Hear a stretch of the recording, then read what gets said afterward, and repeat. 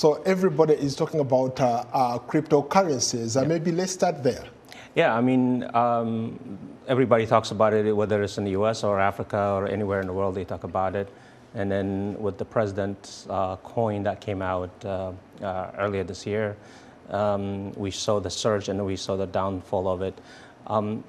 It depends on, the whole idea behind coins is there is a personality behind it. And if that personality, goes up, the coin goes up. If the personality's mood goes down, it goes down. It depends on how everything goes out. My take on the whole crypto space is that it is very risky. You have to be very cautious. That's one thing.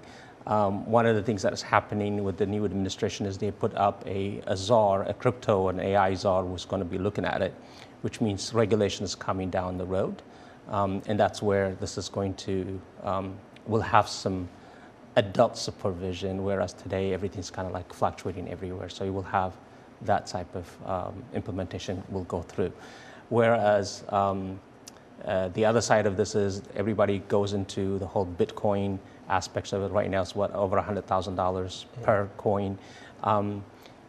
There is following behind that. There's governments that are looking into it, and that's the other thing that's happening as well. I just wanted to do a quick follow-up. You talked about it being risky. You've been in this space for quite a while now. Correct. Personally, I've lost money in Bitcoin. So Correct. What can you tell people out there who want to get into it? Well, it's like going to Vegas. You go to Vegas, you put $1,000, you lose $1,000, you're not going to win, the house is going to win. Whereas cryptocurrency or Bitcoin or whatever coin you're going to, the money that you're investing is not something that you're going to use it for your rent or your mortgage or your car note, whatever it is. It's something that you are willing to lose. If you're willing to lose that money, put it up. Otherwise, don't. And then if you make some money, take the money that you invested and use the house's money to play that coin. If you lose the house money, you lose the house money, but at least you get your investment back. I still think there is value in terms of cross-border payment type of stuff. So if you look at U.S. stable coins, USTD kind of concept, that is something that's backed by Treasury, that's backed by some kind of gold behind it, that could work. Whereas Bitcoin today, again, it's very risky. I've been on this since 2010. I don't own any Bitcoin. I would by now be a billionaire or whatever, but I don't because I see this very risky. And I've been saying that, and my family knows about this, my friends know about it, and anybody who asks me, I tell them, don't put any of your money, and if you do, take the house's money and play with it, not your own investment. So it's very risky. For it to work, they use a certain technology called blockchain. Correct. A lot of people don't understand how these two work together. Explain. Sure. So the whole idea behind blockchain technology is it's kind of like a chain.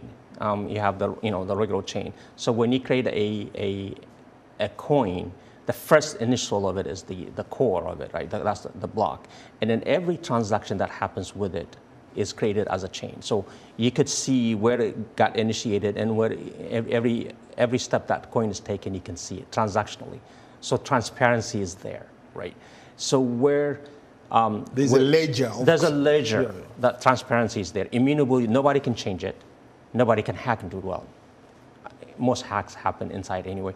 But the idea is you're not going to be able to change this. There's a read-only ledger that people can see it and say, oh yeah, Paul made a transaction of a fraction of a Bitcoin, or bought a pizza, or bought a house, or bought using Bitcoin. You could see that, right? This becomes very, very transparent in terms of money laundering, whether it is bribes and things like that. You will be able to see who's getting what, right? So this kind of goes into the idea of look at it from a treasury perspective or a central bank perspective. So this Bitcoin has its own central bank. It's inside blockchain. And the government, the US government and other governments are actually looking at how do we use this technology to streamline our processes, to show transparency. As part of the czar, the crypto czar that's been created, this group is going to start investigating how they could use blockchain, how they use cryptocurrency, and other things that goes with it. And then with AI and everything that's coming down the road, everything becomes kind of works together. But to me, my focus is more in the blockchain aspects of it. How can you use it? What can I use it for? And that's what I do.